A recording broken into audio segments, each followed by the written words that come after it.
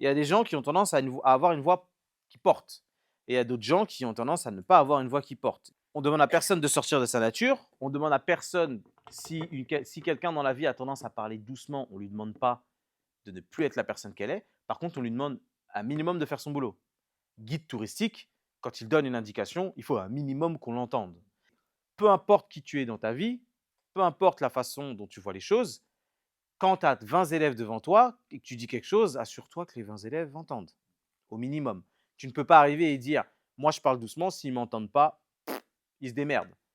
La chose que je vous déconseille de faire, si par exemple vous n'avez pas forcément une voix qui porte, ou même si vous avez une voix qui porte, c'est aussi possible, c'est de dire « je vais parler et ils vont m'écouter ».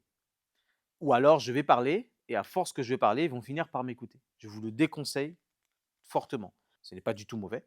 Mais est-ce que ça fait un bon guide touristique? C'est ça la vraie question. Du coup, le bon guide touristique, admettons qu'il n'a pas une voix qui porte et qu'il n'a pas envie de se casser les cordes vocales, qu'est-ce qu'il va faire?